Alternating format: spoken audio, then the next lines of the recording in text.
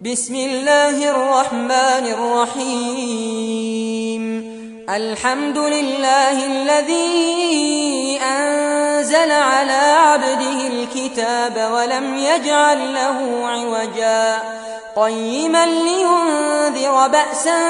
شديدا من لدنه ويبشر المؤمنين الذين يعملون الصالحات أن لهم أجرا حسنا ماكثين فيه أبدا وينذر الذين قالوا اتخذ الله ولدا ما لهم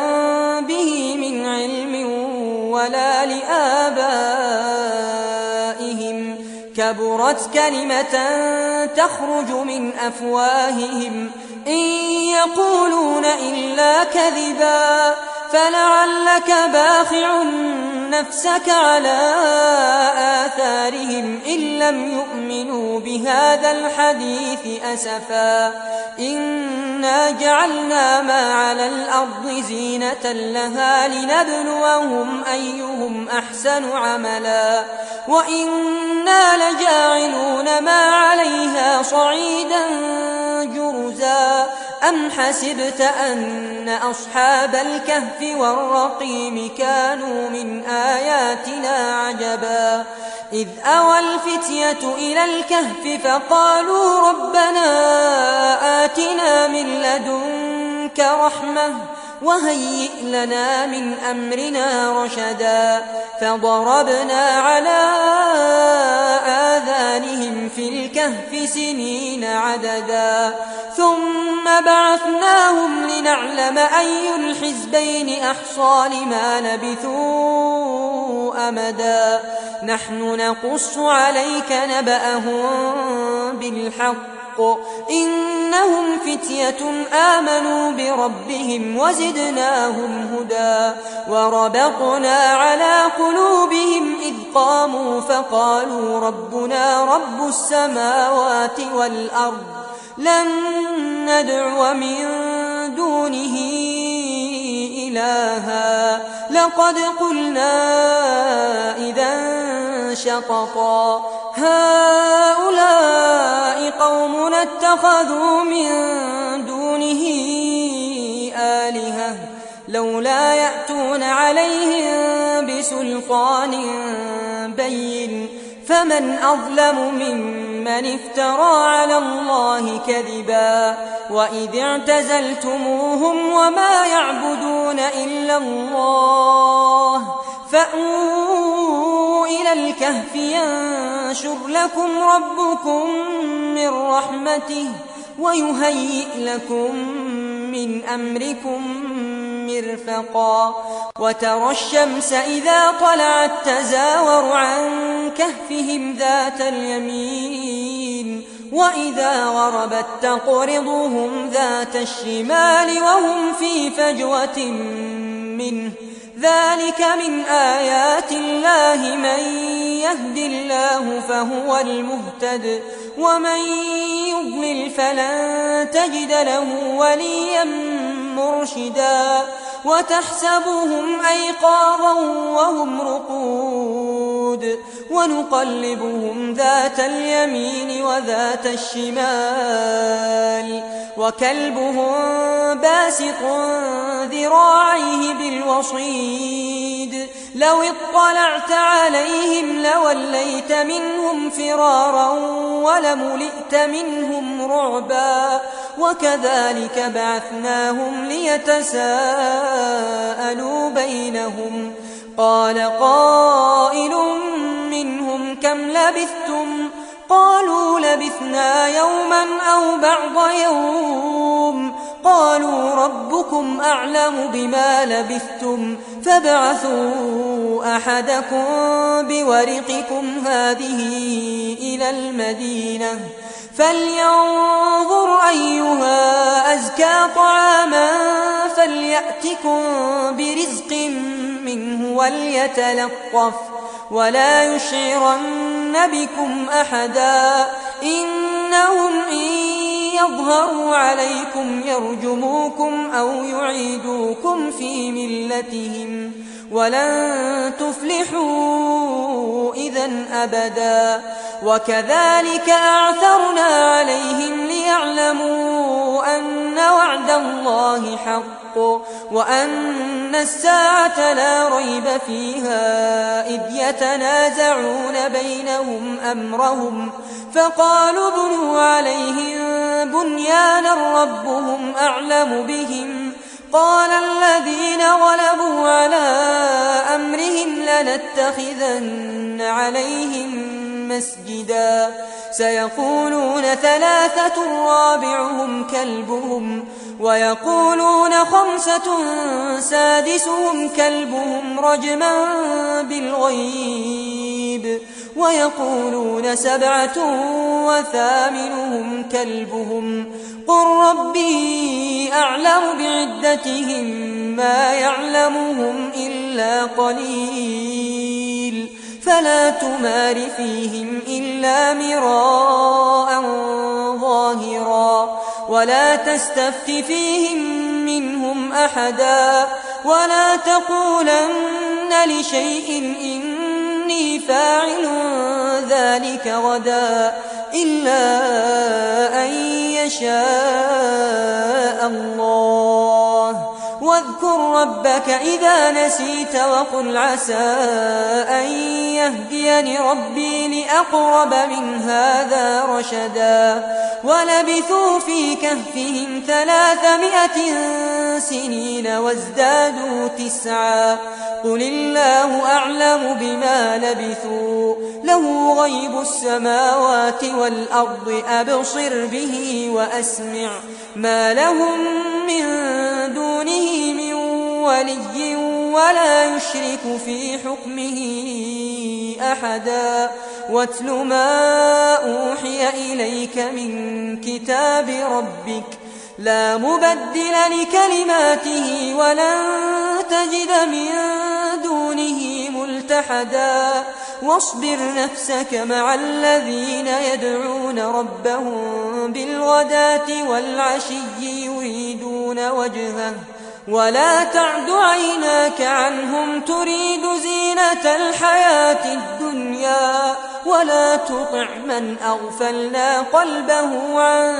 ذكرنا واتبع هواه وكان أمره فرطا وقل الحق من ربكم فمن شاء فليؤمن ومن شاء فليكفر إنا أعتدنا للظالمين نارا أحاط بهم سرادقها وإن يستغيثوا يغاثوا بماء كالمهل يشوي الوجوه بئس الشراب وساءت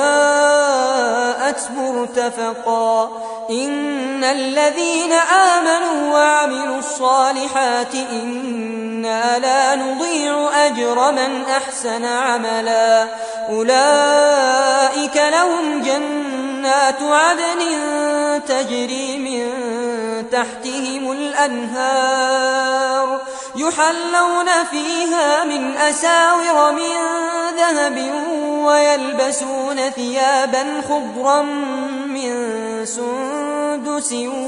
وإستبرق متكئين فيها على الأرائك نعم الثواب وحسنت مرتفقا واضرب لهم مثل الرجلين جعلنا لأحدهما جنتين من أعناب وحففناهما بنخل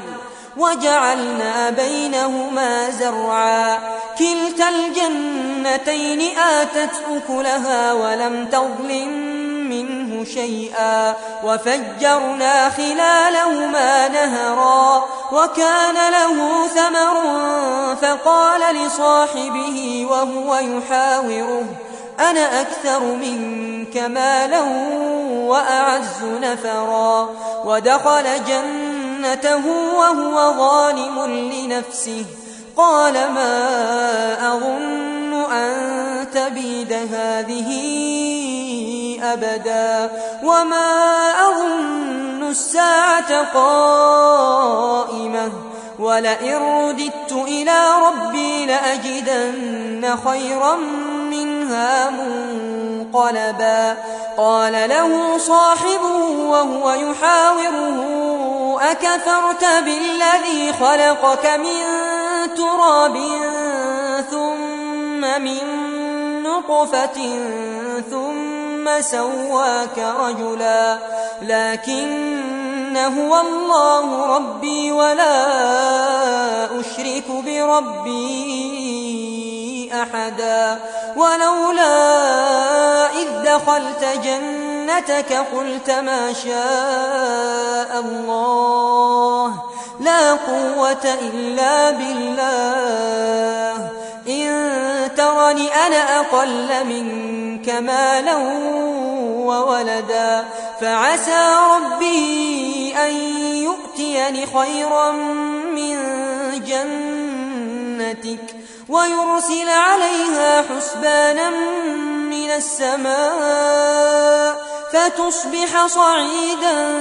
زلقا أو يصبح ماؤها غورا فلن تستطيع له طلبا وأحيط بثمره فأصبح يقلب كفيه على ما أنفق فيها وهي خاوية على عروشها ويقول يا ليتني لم أشرك بربي أحدا ولم تكن له فئة ينصرونه من دون الله وما كان منتصرا هنالك الولاية لله الحق هو خير ثوابا وخير عقبا واضرب لهم مثل الحياة الدنيا كماء إن أنزلناه من السماء فاختلط به نبات الأرض فأصبح هشيما تذروه الرياح وكان الله على كل شيء مقتدرا المال والبنون زينة الحياة الدنيا والباقيات الصالحات خير عند ربك ثوابا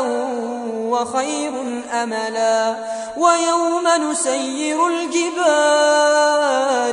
وترى الأرض باردة وحشرناهم فلم نغادر منهم أحدا وعرضوا على ربك صفا لقد جئتمونا كما خلقناكم أول مرة بل زعمتم أن لن نجعل لكم موعدا ووضع الكتاب فترى المجرمين مشفقين مما فيه ويقولون يا ويلتنا ما لهذا الكتاب لا يغادر صغيرة ولا كبيرة إلا أحصاها ووجدوا ما عملوا حاضرا ولا يظلم ربك أحدا وإذ قلنا للملائكة اسجدوا لآدم فسجدوا إلا إبليس كان من الجن ففسق عن أمر ربه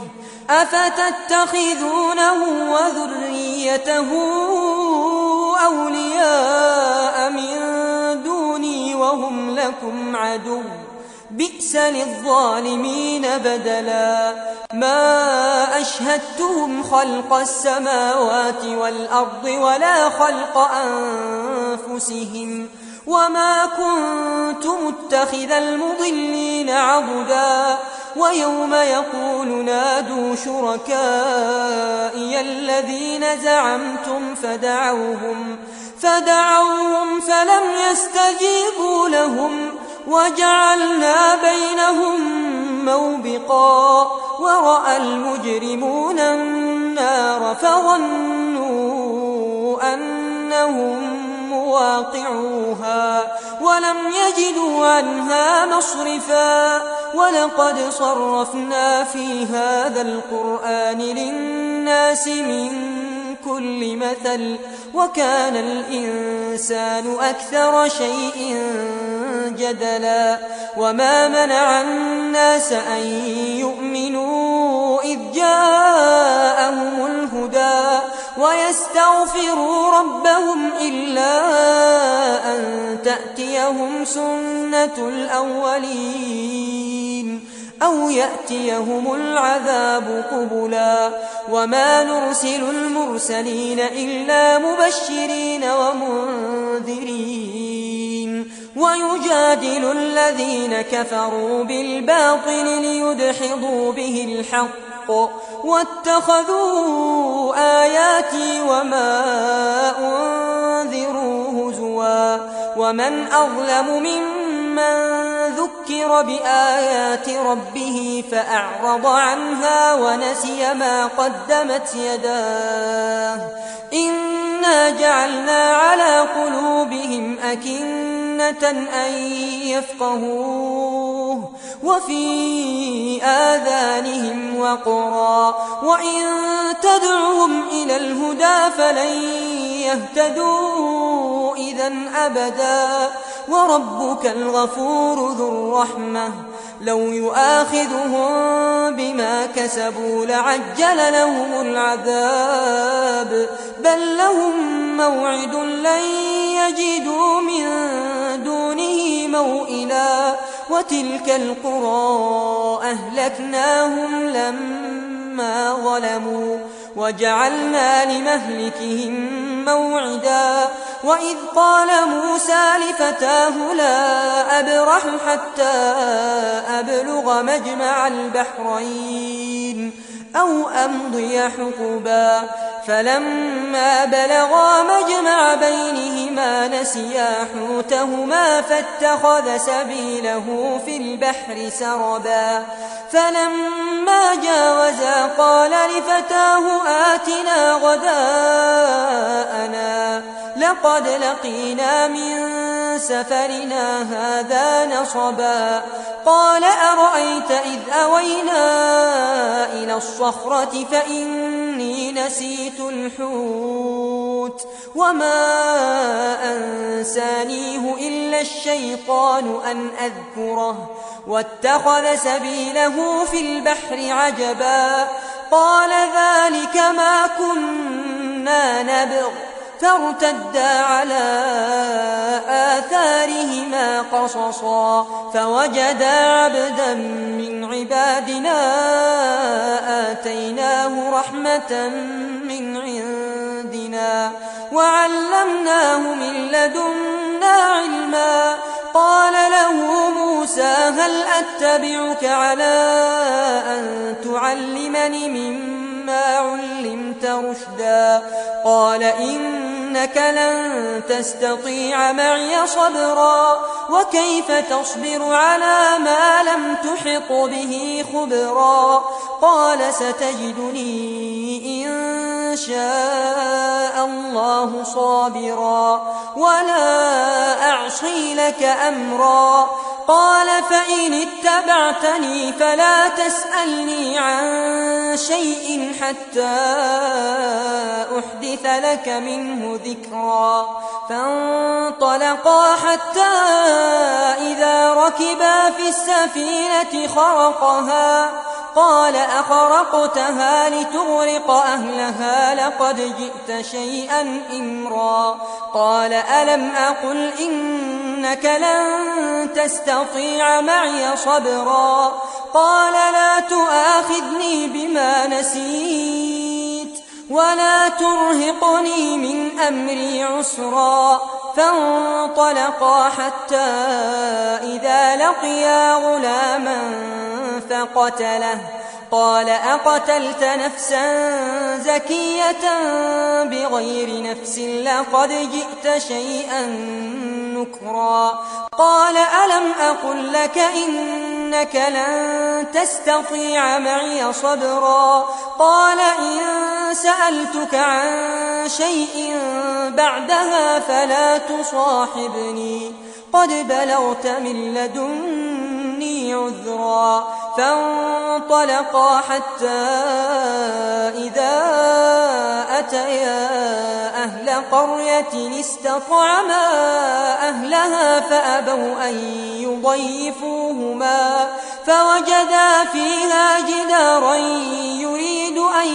ينقض فأقامه قال لو شئت لاتخذت عليه أجرا قال هذا فراق بيني وبينك سأنبئك بتأويل ما لم تستطع عليه صبرا أما السفينة فكانت لمساكين يعملون في البحر فأردت أن أعيبها وكان وراءهم ملك يأخذ كل سفينة غصبا وأما الغلام فكان أبواه مؤمنين فخشينا أن يرهقهما طغيانا وكفرا فأردنا أن يبدلهما ربهما خيرا منه زكاة وأقرب رحما وأما الجدار فكان لغلامين يتيمين في المدينة وكان تحته كنز لهما وكان أبوهما صالحا فأراد ربك أن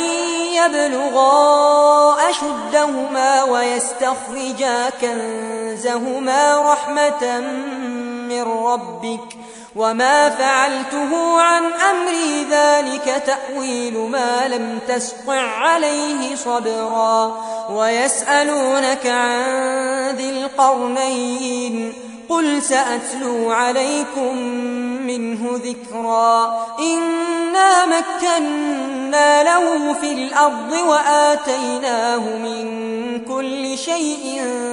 سببا فأتبع سببا حتى إذا بلغ مغرب الشمس وجدها تغرب في عين حمئة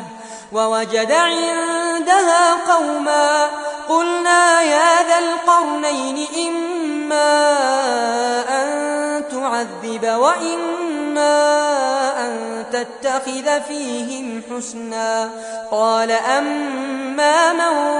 ظلم فسوف نعذبه ثم يرد إلى ربه فيعذبه عذابا نكرا وأما من آمن وعمل صالحا فله جزاء الحسنى وسنقول له من أمرنا يسرا ثم أتبع سببا حتى إذا بلغ مطلع الشمس وجدها تطلع على قوم لم نجعل لهم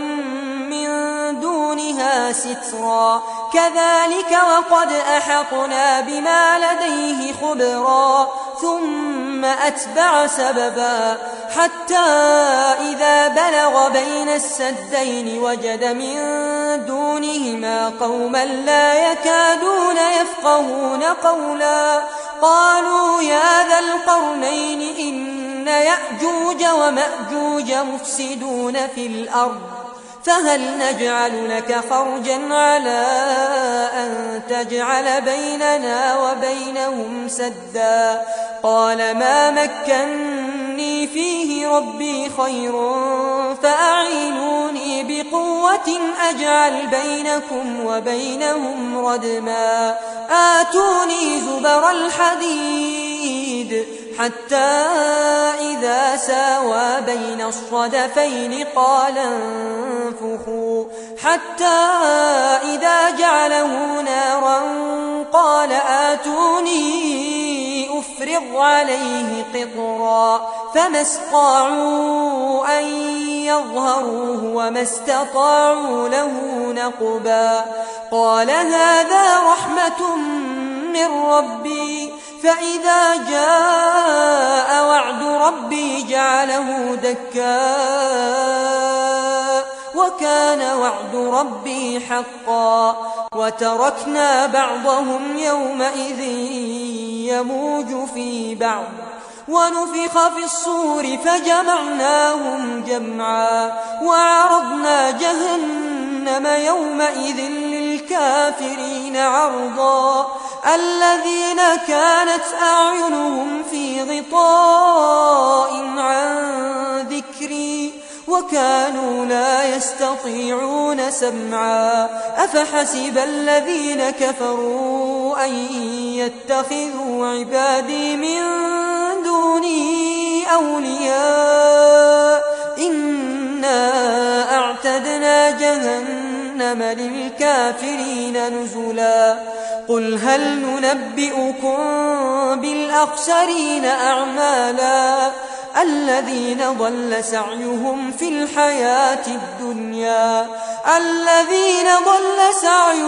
الحياة الدنيا وهم يحسبون أنهم يحسنون صنعا أولئك الذين كفروا بآيات ربهم ولقائه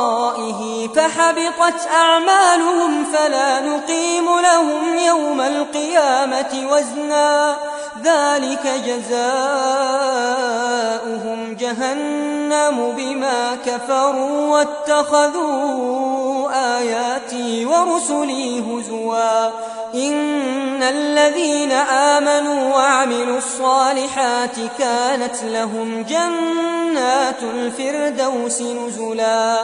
خالدين فيها لا يبغون عنها حولا قل لو كان البحر مدادا لكلمات ربي لنفد البحر قبل أن تنفد كلمات ربي ولو جئنا بمثله مددا قل إنما أنا بشر مثلكم يوحى إلي أنما إلهكم إله واحد فمن كان يرجو لقاء ربه فليعمل عملا